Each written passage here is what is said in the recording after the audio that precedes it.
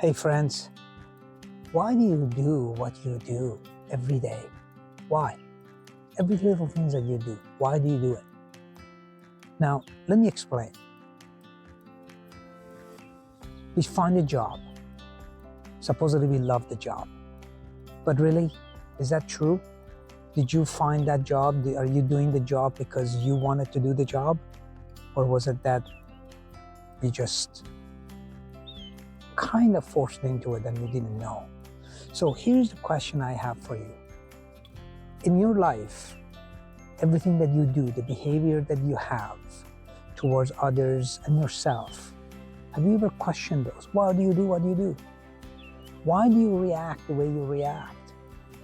Because once you know why, then you have a better understanding of who you are. So supposedly we are born, then we grow up. First 12 years, we have our guardians and mom and dad and whoever taking care of us. And then after that, basically science says that after the age of 12, the influence of outside than inside is basically 100%, 97% is how much influence external actors are coming in than inside the home. So whatever you've learned the first 12 years of your life and my life, that's type of a programming that we have to basically continue our lives. Now, for some of us, most of us, we have some complexes, we have some neuroses, we have some adaptation that we have created because of when we were younger. We had to basically look at our mom and dad and guardians and caretakers as role models. And we all know that they did the best that they could, but they were not perfect. So we're carrying all of those values through. At one point, you realize that whatever that programming was is carrying forward through your life. How is happening? And why are you not questioning it? So let's go ahead and question that one at a time. So we have this ability to understand at times that we behave in certain ways, but we never actually are aware of it. Somebody would tell us, oh, you got angry about this, or you got short on this, or you avoided this, or you whatever that it is. And all of that through our adulthood, it shows up in a very, it can be in a very destructive way it shows up. So why do I react to certain behavior the way I do? Let's say somebody cuts me off in the traffic somewhere on the road, and I get upset. Why? Why would I get upset?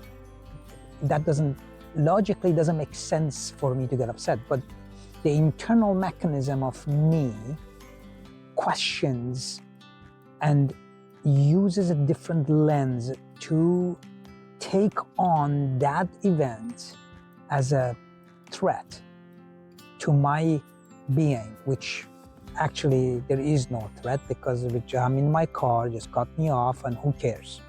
He's or she's gone, and I'm good. So why would I get upset?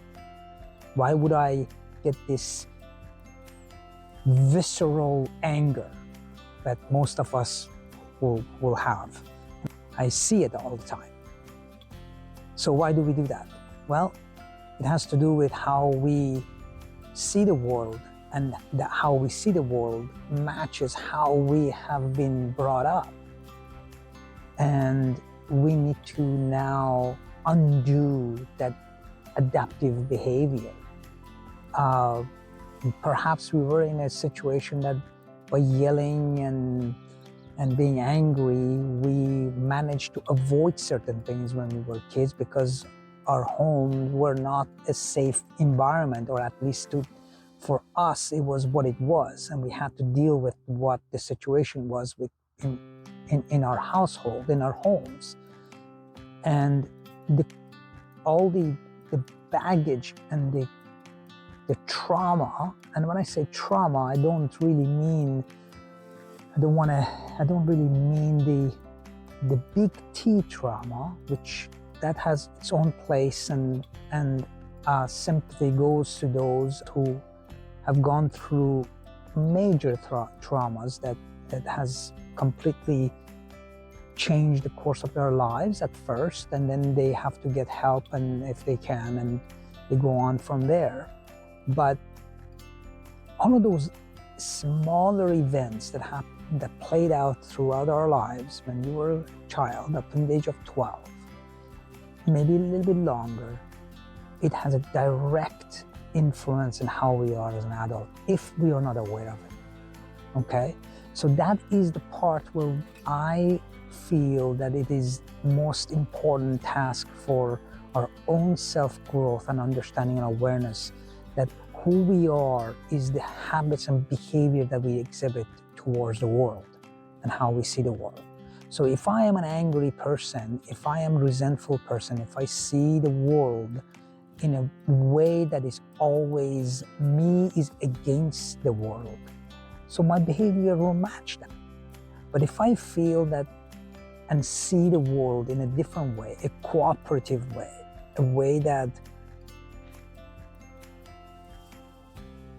it's opportunity to grow and to evolve, then my behavior will match that as well. So how are we going to do this together? How are we going to do that as human race? Well, it's an uphill battle, I have to admit, but it takes one person at a time. So when I have taken the journey of self-discovery, the true sense of finding why I do certain things the way I do and how my mind works and why it's the way it's wired like that, and then try to unwind and unprogram those original programming for better. That way I can see the world as part of me instead of against me. And I can live a better life, and I can live a better life for everybody around me, my children, my partner, my parents, my siblings, my family and colleagues and whoever. And that is the key to be able to be self-aware of our own behavior and finding out where is it that we are stuck in terms of our narrative and trying to get unstuck. It's a task that is not an easy task. It will come with a lot of pain because we have to sit in the mud and face that directly, but that's the only way to do that. But the price is invaluable. It is a price of freedom from all the shackles that has been holding us back for our lifetime.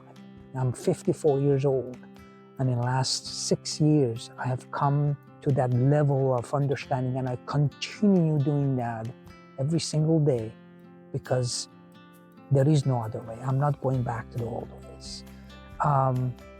Some of us had more traumatic past than I have, and some of us have less traumatic past than I had.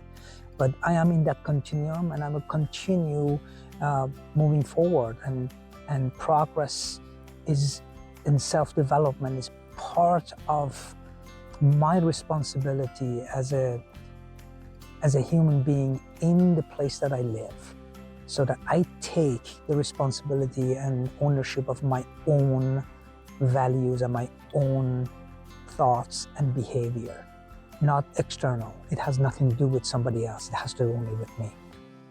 I invite you to think about that question and a couple of other questions that I asked, and try to find a way, in whatever way that resonates with you, to change the way that you are operating on a daily basis for better.